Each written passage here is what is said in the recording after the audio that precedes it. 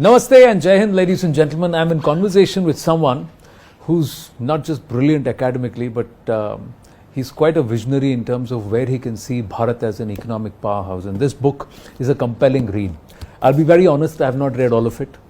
I've glanced through some because it's in very short time that we get to chat with him. It's not often that he sits across like this. KV Subramanian sir, first up, congratulations. Thank you so much, Anand. The what caught my attention is one is India is 100. So that's a vision for Viksit Bharat or 2047. Yes. The second part is this, economic powerhouse. Now, so let's look at this. So India at 100 and economic powerhouse. And what you've done is slowly, part by part, bit by bit. That's the symbolism, isn't it? And then we've got this rocket that takes us there. Correct. Launches us there. So let me first ask you, what is the most important cog in the wheel? You've broken it into 4 or 5 different pillars, about 27 chapters. But which is the most vital cog in the wheel? 8% growth. 8% growth. There again, I want to start with you. You say 8% growth is enough, but there are others who believe that if you have got to beat China, if you've got to get close to where they are, by 2047, we'll have to grow at 13.5%. Why do you say 8%? Allow me to explain. Yes, please. So, in the book, in the preface to the book, I say that if India can grow at 8% from here on, India will be a $55 trillion economy in 2047. So from 3 trillion to 55 trillion in actually slightly more than that, about 4 trillion. 4 trillion. Now that's the power of compounding, and I'll explain this. So many viewers will think about this as a very audacious goal, especially when you see in the light of earlier predictions. For instance, Ernst & Young predicts India to be a $26 trillion economy in 2047. Correct. And 55 trillion is at least double, more than double. Yeah. So let's understand the key drivers here. As I said, 8% growth is the most important cog in the wheel. But as is the, let me put it differently, 55 trillion will seem audacious if you do not take into account all the key drivers that are in the macroeconomy. In particular, the rate of rupee dollar depreciation. Yes, and I've spent a lot of time. And there's a formula how you've arrived at it. So not only have I gone and tested the conceptual framework for various 25-year periods, I also for space I haven't done this, but I've also tested it for 20-year periods, 15-year periods, etc., and then use that to predict. So fundamentally, if we look at the rate of depreciation historically, the rupee has depreciated by around 3 to 3.5% on average.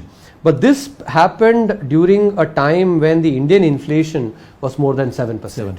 So from 1991 till 2016, if you look at this, inflation is more than 7%, about 7.2%. But post 2016, and that was a very important moment for India macroeconomically, when we implemented the inflation targeting regime, which required the RBI to deliver inflation at 4% plus minus 2. In other words, median is basically 4%, so they have to keep inflation between 2% and 6%, that's mandated. And if you look at the data, despite COVID, despite the Ukraine war and the supply side problems that resulted, which led to advanced economies facing anywhere between 2.5 to 4 times the historical average inflation, India's inflation since 2016 till 2024 March is 5% exactly. So it's a very reasonable expectation then, given the inflation targeting regime, the target of 4 plus minus 2, and the historical average from 2016, that going forward inflation will be 5%. That's a conservative estimate. Most likely it will be slightly less than that, a bit maybe 4.5, but 5% is reasonable. So if the depreciation of about 3.5% prevailed when inflation was more than 7%, a 2% decrease in inflation will translate 1-for-1 into a lower depreciation of the currency, because even if I ignore the real appreciation of the currency, which by the way historically has been about 1.5%, correct, even if there is no real appreciation, just the fact that lower inflation will mean basically lower depreciation, because higher inflation actually translates into higher depreciation for the real value of the currency to remain the same. So this is a very important element, and I'll now illustrate it through the numbers basically. Right. So if we use 7% growth in real terms, take growth to be 7% in real terms, add 5% inflation, that is 7 plus 5, 12% in nominal rupee terms.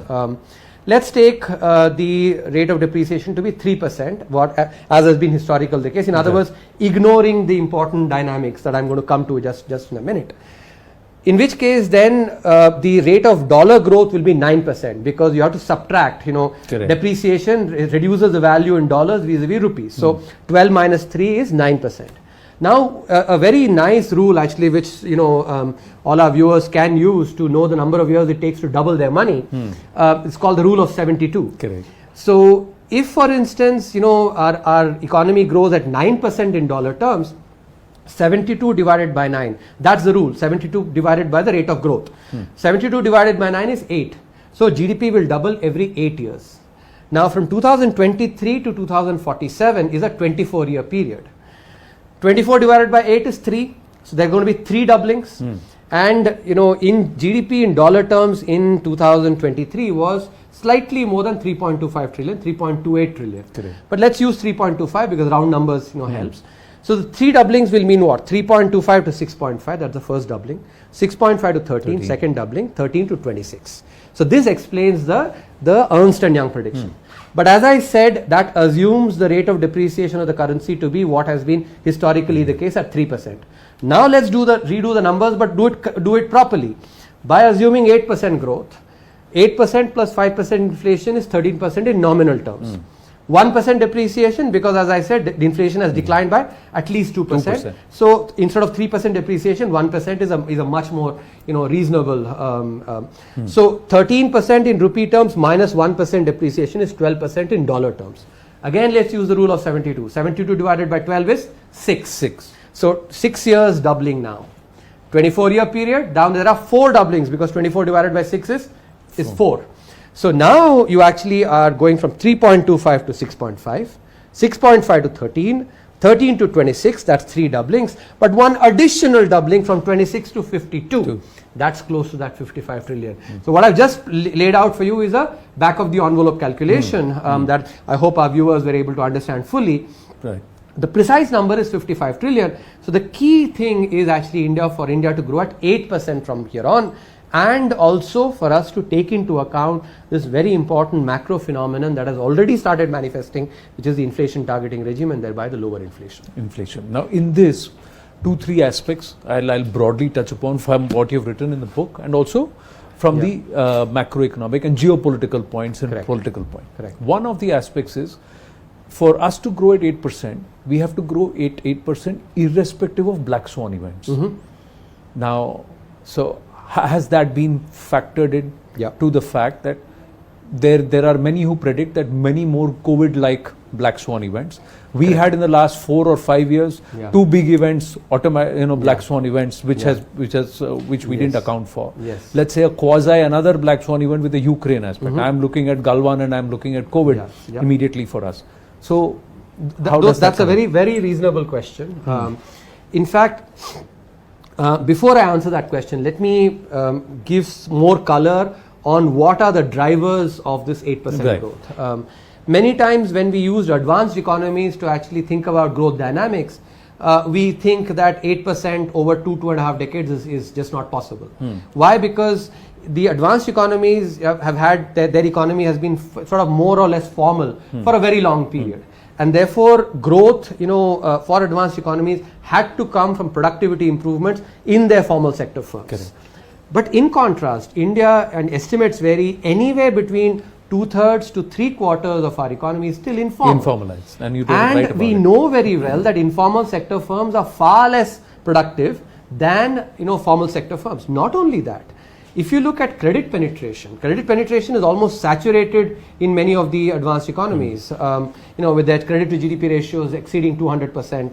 In India, in contrast, the credit to GDP ratio was 58% in 2020.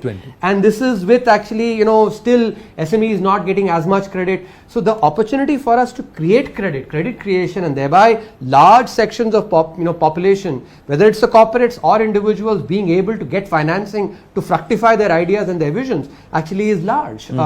So not just that, if you think about the formal sector firms as well. So as I said, the first driver is actually formalization and thereby the productivity improvement. Second, credit creation, as I said, which also correlates with formalization. But the third is also the formal sector firms themselves catching up with the rest of the world. As of now, they actually are far behind global peers. And here it is really critical for us to also take into account some of the dynamics on entrepreneurship and innovation that have manifested over the last 10 years. And I'll give you some data here. If you take the new firm creation, from 2004 to 2014, it was 3.2%. This is during the lost decade, policy paralysis, not too much good economic policy, so 3.2% new firm creation. And I say that because creative destruction by new firms is one of the most important drivers or signals of a good well running economy. In contrast, from 2014 to 2024, the new firm creation has been order of magnitude higher at 200% plus. Correct. And the benefit of new firm creation is these are the firms that do creative destruction, like a Shiva in some sense in our trilogy, right? They bring new ideas, whether it's a Swiggy or actually a Flipkart or an Amazon. These are all actually examples of new ideas and which lead to productivity improvements. But more importantly, they also keep the incumbent firms on their toes, because in order for them to actually continue to stay in business, not lose business, they have to also be productive. In other words, they have to keep, it's as if they're running on a treadmill. They have to keep running in order to stay where they are. So that is a very critical aspect. The other element is innovation. For the first time in 2019, India entered the top 50 innovating countries. Yes. And now India is in the top 40. With the kind of emphasis on innovation, and I think the interim budget and the recent budget has emphasized 1 lakh crore of very very subsidized financing for innovation together with the NRF, National Research Foundation. All these can really help innovation. So these are, in my opinion, the drivers. Now let me come to the question about the headwinds that can be there. I think it's important to look at China. If you look at China, and I use the year 2007 because that provides a good apples to apples comparison in terms of the development of the economy. Their GDP per capita was almost identical to ours today. So 2000s, that's a good. Now from then on, if you look at in the next 2 decades, approximately 17 years, but about 2 decades, they've grown at close to 8%. Now they've grown at close to 8% despite 3 black swan events: the global financial crisis, COVID, and the Ukraine war. How they did this by focusing on good policies that enabled them to maintain very high rates of investment and very high export competitiveness. And these were actually policy driven. So they focused on the domestic engines, enhanced their productivity, and invested a lot for them to be able to grow despite these black swan events. Correct. So that gives me the optimism that as long as India can focus and come up with good policies, India can also fire its domestic engines. We about 60% of our GDP comes from domestic consumption, and we have a large population. As the economy will grow, this economy, the consumption will rise. They basically will demand all kinds of goods and services, so that and we can produce for them as well. Correct me if I'm wrong, because you'll know the numbers better. 2007 per capita wise, also we were somewhere close to where Bharat is today, around China and Bharat. Correct, now, let me ask you this.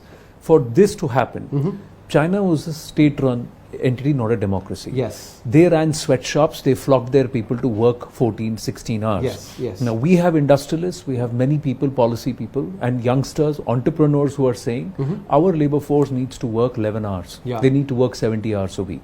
Now that itself is a challenge. How do we get that done in a democracy? Because if we need to grow at this rate, we need to become more industrious. We need to work harder. But everybody today is automatically running towards quality of life, balance, not more than 8 hours. Hey, they're saying other countries, some of the developed nations are looking at 4-day work weeks, and you're telling me to work 70 hours. How's that going to happen? Now, if I don't work 70 hours, how do I grow? No, so I think here I would differ from you, Anand. Okay. I have emphasized job creation significantly. I don't think that we need to be working these 70-hour weeks. Okay. In contrast, I think we should be focusing on providing good quality jobs. The 8-hour jobs basically for our burgeoning youth. That is something which is important. That's why I've spent a lot of space on focusing on manufacturing. Manufacturing sector jobs are really critical. So I think while there'll be some people like us who will actually, when I was an assistant professor, I was actually working 100-hour weeks. Correct. Not just 70-hour weeks. But there'll be some people who will do that. But I think when we look at the large mass of people, we need to actually provide them the factory jobs, that which basically are these 8-hour jobs, 40-hour weeks, that they, because that is really important for them to not only have a sense of identity, and we all know actually, I think the day that we remember the most actually is the day when we got our first job, right? Because it's such an important event in a person's life. It provides identity. It also is important for social and economic inclusion. Correct. So, but you talk about social inclusion, economic inclusion.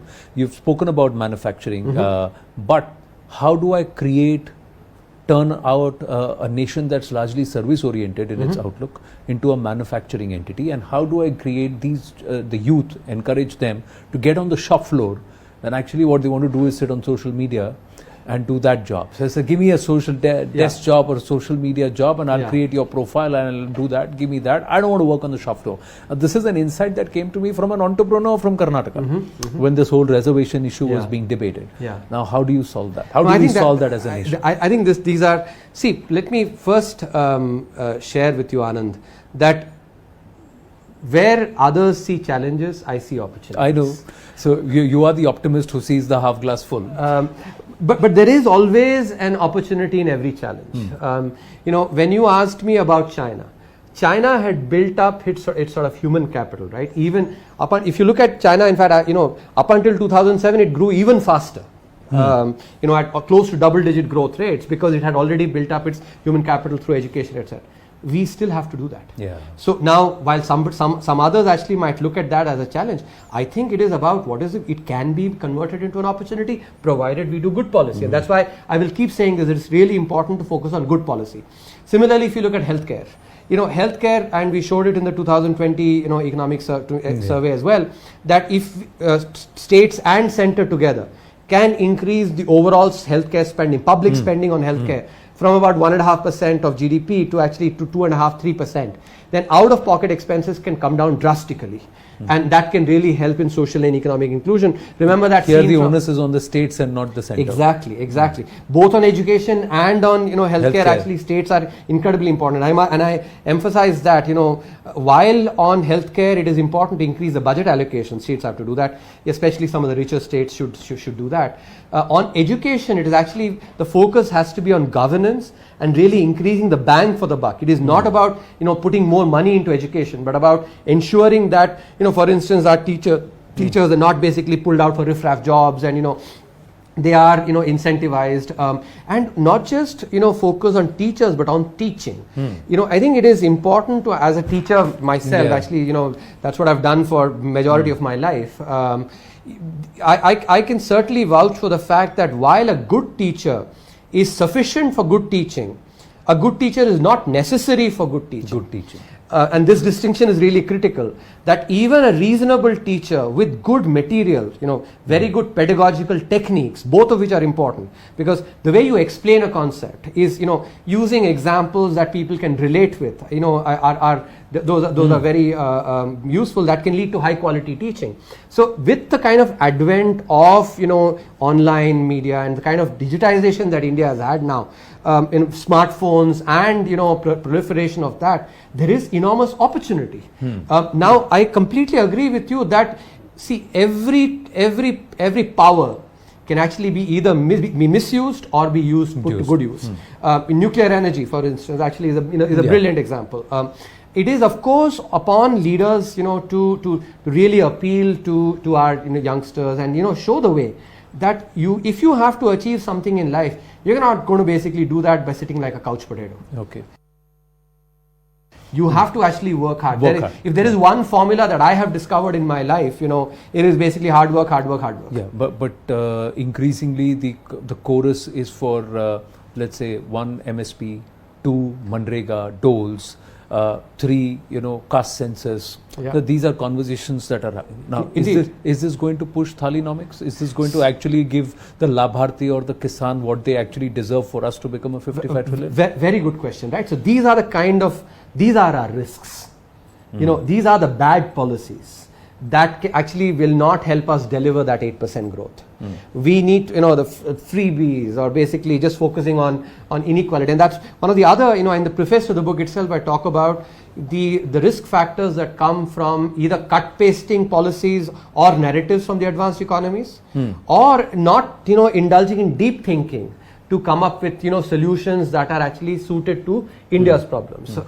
I use the example of COVID, for instance, as when India evolved policies that were well suited to the Indian economic landscape, but at the same time were deeply thought as well by diagnosing the crisis. I think it is really important. At the same time, I'll give you one more example. Take, for instance, this narrative on inequality. A lot of people now, for instance, quote Thomas Piketty, without realizing that the narrative that Thomas Piketty and others are actually talking about, that fits well for the advanced economies, does not fit well for India. And I think if you look at if you correlate, in the advanced economies, higher inequality correlates with lower socio-economic indicators. And therefore, they need to really care about inequality because they're not growing. Europe, for instance, if cannot grow at the kind of rates that India can grow at. In contrast, India, if you look at just the last 10 years, through the growth that we've had drastic reduction in poverty, with also the emphasis on social and economic inclusion. So we basically need to ensure that some of these narratives that are talked about in the in the advanced economies, are demagogues basically picking up those narratives without understanding that they're not applicable well for India. So let me put it straight here and get your thoughts. Will you back an economy based or economic classification based reservation or a caste based reservation? Because some states are trying to reserve jobs only for their own natives. Now, is that good policy? Is that healthy? Haryana tried to do it. Karnataka tried to do it. Is that healthy? Or would you look at, let's try and reserve jobs for economically backward? So that's something that's being pushed by the current disposition vis-a-vis a caste-based reservation that's being pushed by the opposition. Where do you stand as an academic, economist, and someone who's keeping the eye on the larger goal of us being a 55 trillion economy? Correct. So, let me answer this by, in the book, the maximum number of chapters are devoted to the second pillar, which is social and economic inclusion. Why? Because I actually believe that policies that are about cutting the pie in different ways, that's one kind of policy. Another kind of policy is where you grow the pie. So that there is enough for everybody. The policies that actually lead to sustained prosperity and inclusive prosperity are the ones that lead to expansion of the pie, not the ones where you're actually trying to take one piece, hey, Anand, the piece that is coming to me, you eat it. Those are ones that actually will not lead to as sustained prosperity. So I have absolutely no hesitation in actually saying that India needs to focus on policies that will actually expand the pie, and that will happen through more investment. That is why the virtuous cycle driven by investment, realizing that wealth creators actually indeed are a boon to society. They're not the devil that many of the demagogues make them out to be. And here let me provide some very anecdotes that have influenced my own life. When I was young, I come from from a lower middle class family. We used to have a house help who used to come and actually wash our dishes. Right. She used to wash dishes not only in our family, but in 9 other families. Okay. In other words, and as lower middle class people, we were not creating that much wealth, truth be told. We were providing 1/10 of a house help job. At that time, I was too young to understand, so I possibly did not look at the jeweler in our town, with as much respect as I should. That jeweler was actually providing 100 jobs, both at home and, at his workplace, and high quality jobs that were paying at least 3-4 times that of the house help. Now think about it, a family like ours basically producing 1/10 of a job and him producing 100 jobs. In other words, he was producing 1,000 times as much jobs and jobs that pay much better. So, given our socialist past and given, some of the, basically the ideological leanings of some of our demagogues, I think there is this tendency to focus on, on one, basically just let me just take a slice here and give it to someone else, rather than focus on expanding the pie and thinking about wealth creators as basically those that will help expand the pie. I think I have no hesitation in saying that socialist policies basically just redistribute, while ethical wealth creation and one that focuses on inclusive growth can expand the pie and really provide benefits to not just a few but to everybody. So you grow the pie rather than just keep the pie at the same level and try and say that's a great thought. Where is the middle class in all of this? The middle class in the current budget, the middle class seems to be the one that's been whipped. So I earn, I pay tax, I spend, I pay tax, and then when I save, I again pay tax. So I think the middle class is a very critical element. In fact, if you look at the second pillar, it is about the creation of a large middle class. I use the example of take a city like Detroit in Michigan in the United States, where a huge middle class was created till about the 1990s. After that, it's gotten hollowed out because of manufacturing moving away. But the three auto majors there actually provided jobs, and thereby created a large middle class. So in a similar way, India really needs to focus on job creation. And I think I cannot emphasize this enough. The second pillar of social and economic inclusion, which will lead to a creation of a large middle class, requires us to focus on jobs. And therefore, I find it quite heartening that this year's budget has really sort of focused on job creation. Job creation, yes, but is there any relief for the middle class? Because the middle class in this, as contributors to the economy, 2% of the population, about 19% of the government's income comes from the middle class, and then you get flogged. So are you incentivizing me to be middle class, or are you disincentivizing me? So as I said, I think that's one of the thought process, largely, and I'm quite leaning to it given the way it's been structured. No, I'm sympathetic to that thought. I'm myself a salaried individual, and I pay. You look at LTCG today; they are saying, okay, people will realize, but again, indexation, you take it off. Again, imagine the middle class says, I've got a house which is 12, 15 years old. I want to sell it, and you're going to tax me for it. When No, I think Anand, see, one thing I will say is that we have to be a little careful. When one is talking about a 20-25 year period, to not just extrapolate from the here and now. I'll give you the example of take this entire narrative of the North-South divide. Correct. In December. Just December, few months back, everybody and his aunt was basically talking about the North-South divide. And now come June, that basically is just, it's not the flavor anymore. So I think that this is an example of the kind of narratives that oftentimes actually they just come like bubbles, right? And move away. So I think we have to be careful to make sure that we focus on some of the long-term drivers, long-term narratives. This is not a 25-year problem. This is not a no. Narrative Actually, the way I would say is that building that middle class and giving them the incentives actually is indeed part of that long-term narrative. So you're saying the more the middle class grows, the lesser will be the tax burden on each individual overall, because indeed, and actually this is something which actually I've see when we look at the tax collections, right? It's a salaried class that ends up bearing a significant share of that effort. The emphasis, and this is something which India has to think about in the coming decades and work towards it. Many of our self-employed, whether it's actually our lawyers, chartered accountants, dentists, other doctors, etc. They need to be made to pay taxes that are proportionate to their income. Now you're my friend. No, I think there is no self-employed problem. It's a huge thing. Yes, it's important. Actually, really important. I'll point out this. There's this very nice paper that was published in the Quarterly Journal of Economics that used data from Greece, but I think that the findings are equally germane for India. What that showed, what they did, was a very neat thing they did. They got data on the loans that actually these self-employed people got from banks. And now a bank actually has a certain threshold. For instance, if I'm, let's say, earning 10 lakhs a year, the bank is not going to give me a 5 lakh loan. Correct. It will give me only a maximum, maybe a 1 lakh or maybe 2 lakh, 20% of my.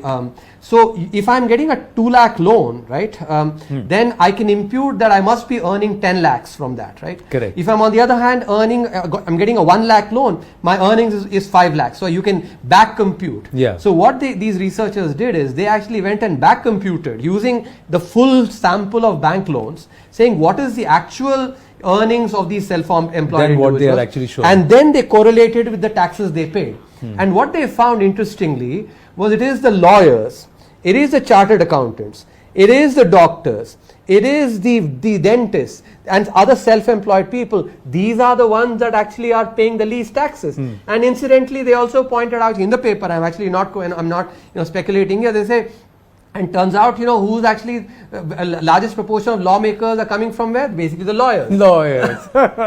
So I'm sure the audience will be able to correlate very well that, even though this research was for Greece, many of those findings are equally applicable to India as well. So I think this is an area that really requires, us to, and that is why I think the proposal in the budget to rewrite the income tax code, I think is really critical.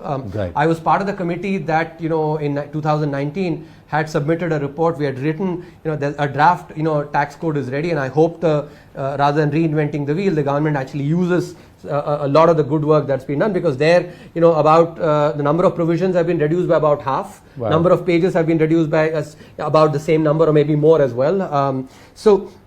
The reason this is important is because our Income Tax Act is from 1961. Correct. 83 years old.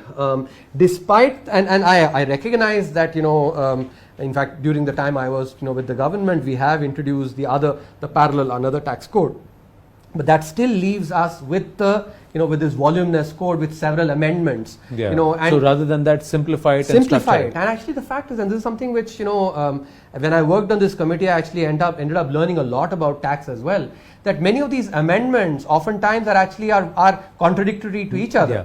And that is basically a dream for then, for one of the set of self-employed people that we spoke the about. accountants here and also. I didn't say that. So. All right. On that note, my final question to you. You think the government is on the right path as per your vision?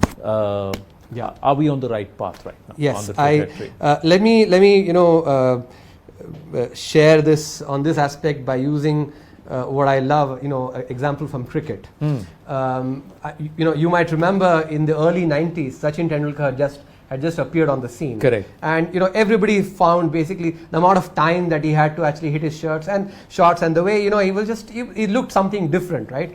At that time, I remember Sunil Gavaskar making a statement. He said, if Sachin does not score 40 international hundreds and at least 12,000 international runs, I'm personally going to go and strangle him. He said this in what context? He said it basically having seen the performance right? And seen that potential over the last some years, and then seeing that this is what the potential is.